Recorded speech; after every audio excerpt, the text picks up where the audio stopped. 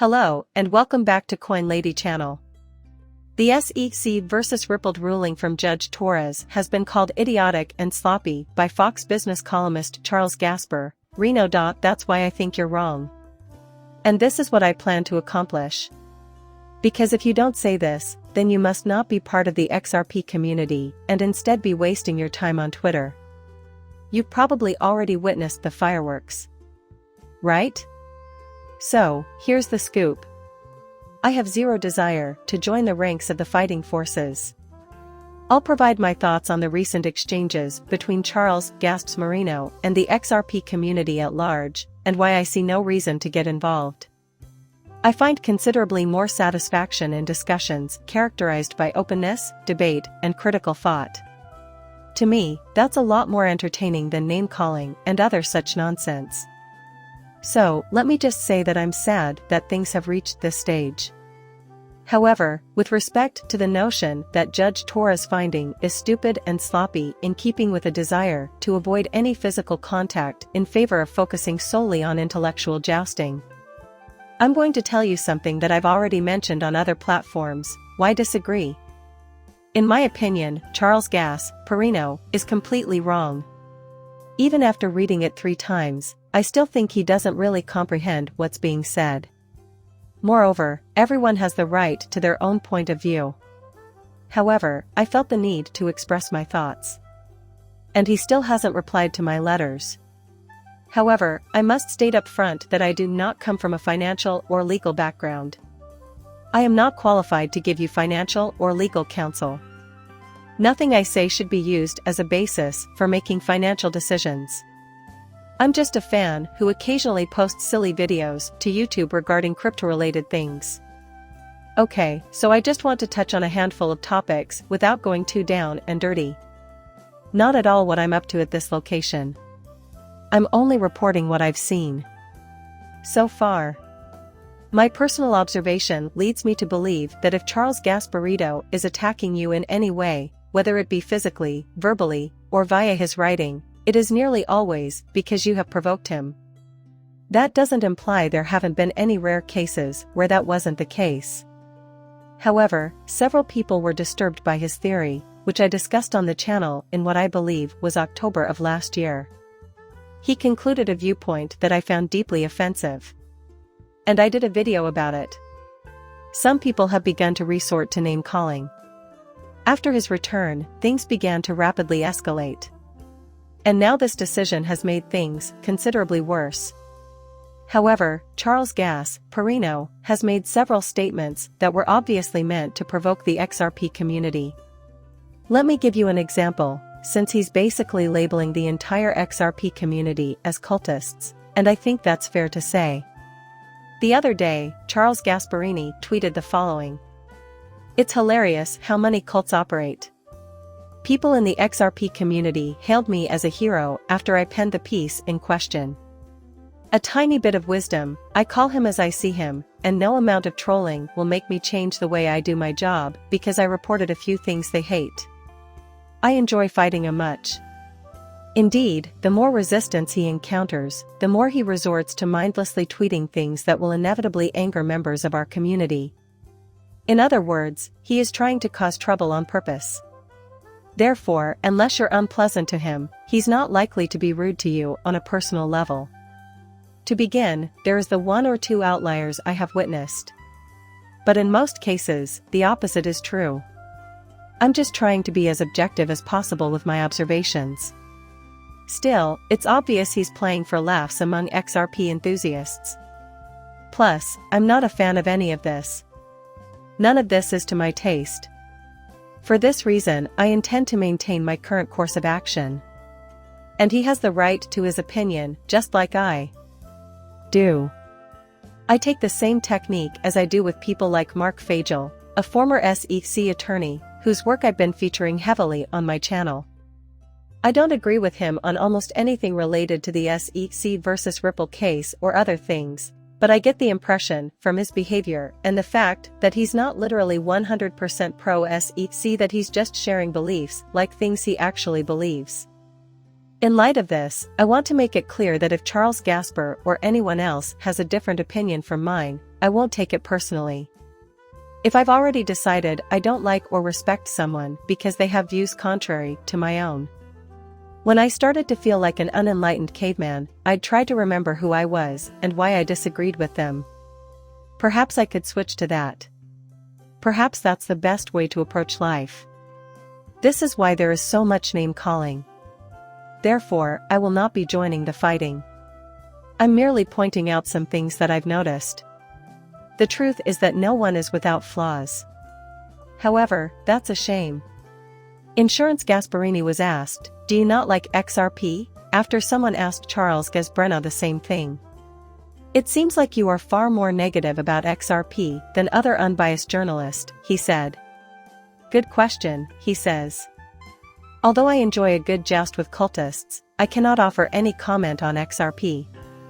I believe the SEC's enforcement-only approach to regulation is disastrous for the markets.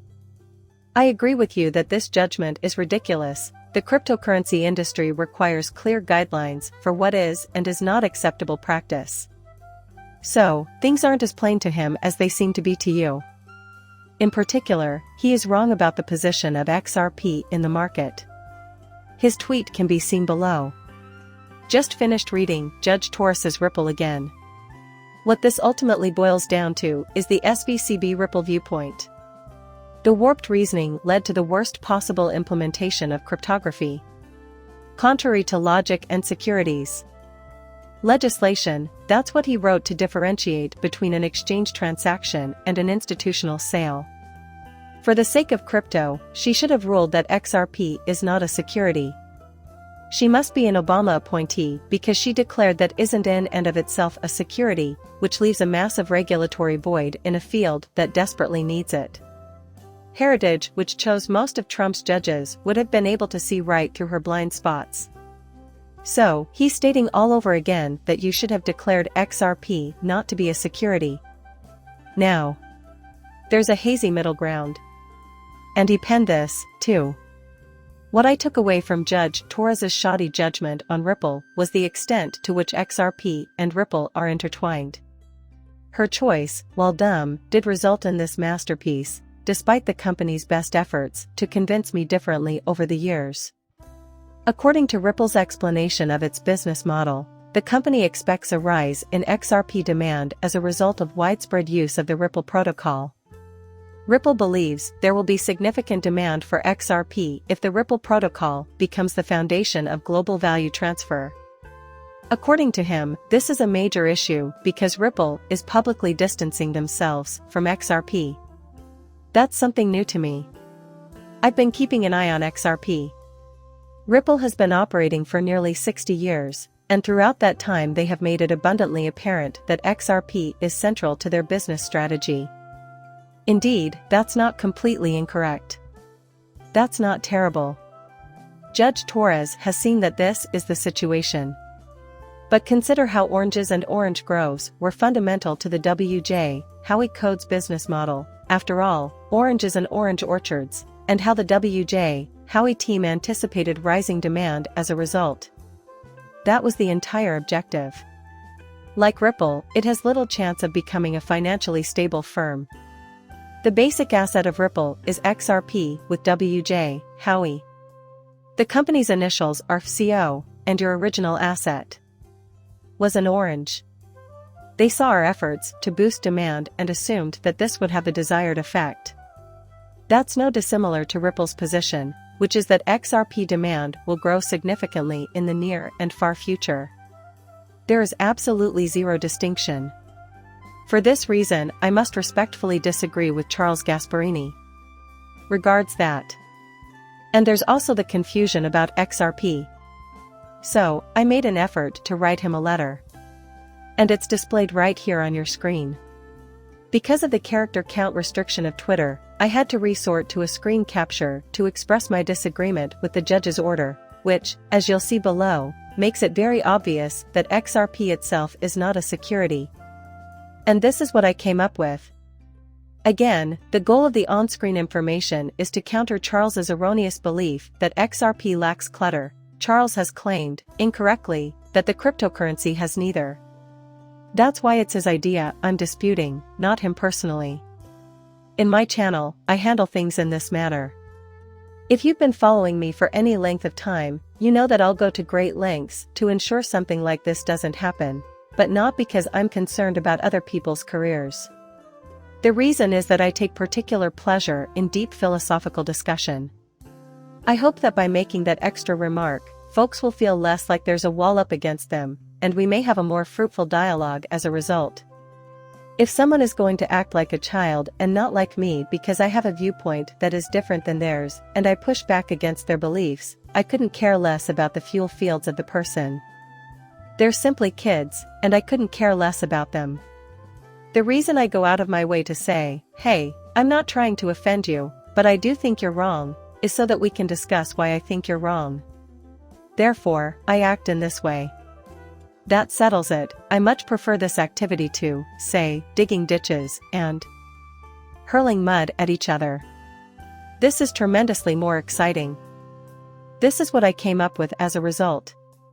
Let's pretend a judge has ruled in a case that a certain number is 5. That rules out 3 as the relevant digit. One can argue that the judge simply found that the number is 5, not that it is not 3. However, consider this.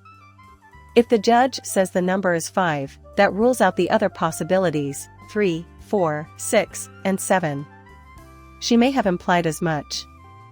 We already know that it's not 3. Simply stating 5 was all that was required of her. Therefore, it stands to reason that the number 5 is not equal to the number 3. The same idea when Judge Torres explained what XRP is. We know that if Howey requirements are not satisfied, the object being discussed is not a security, as Judge Torres stated explicitly. Quote, XRP as a digital token is not in and of itself a contract transaction or scheme that incorporates the Howey requirements of an investment contract in cash.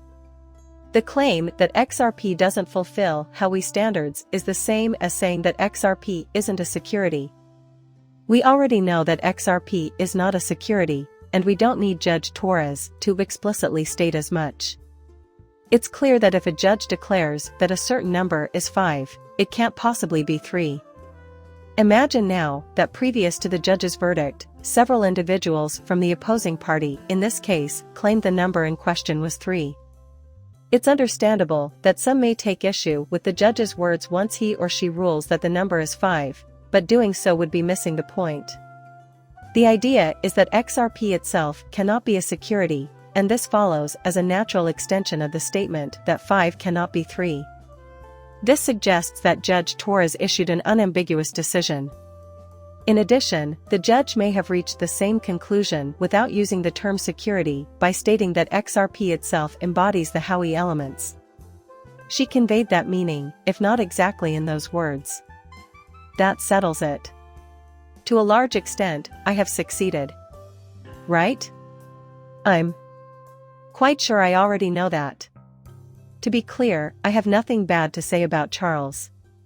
Simply put, I enjoy exchanging viewpoints with others. Debate is one of my favorite activities. Discussion and argument are great times. Debate has always been one of my favorite activities.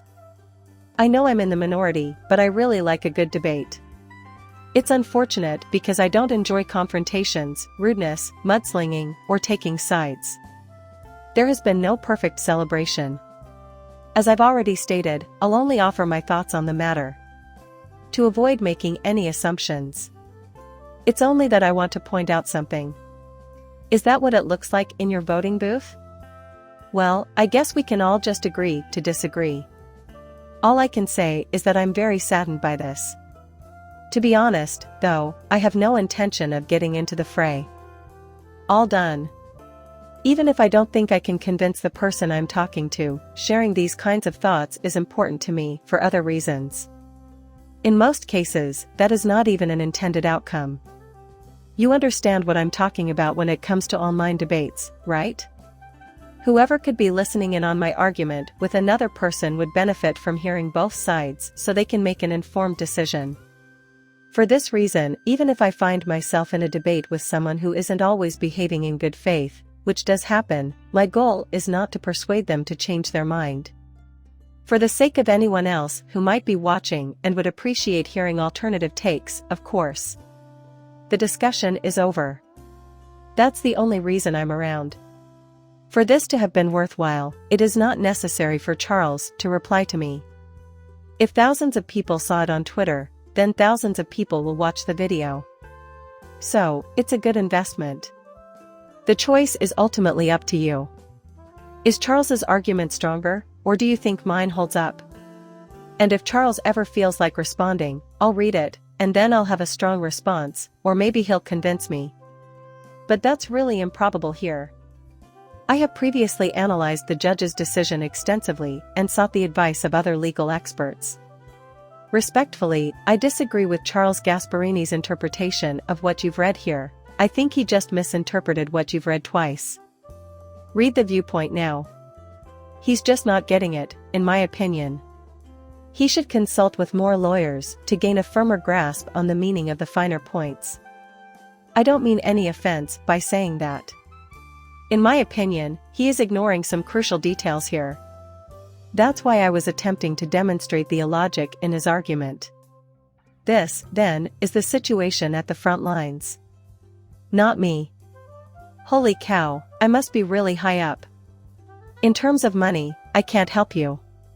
Nothing I say should influence a purchase you make for yourself. Right? Please like and subscribe my channel. See you later, bye.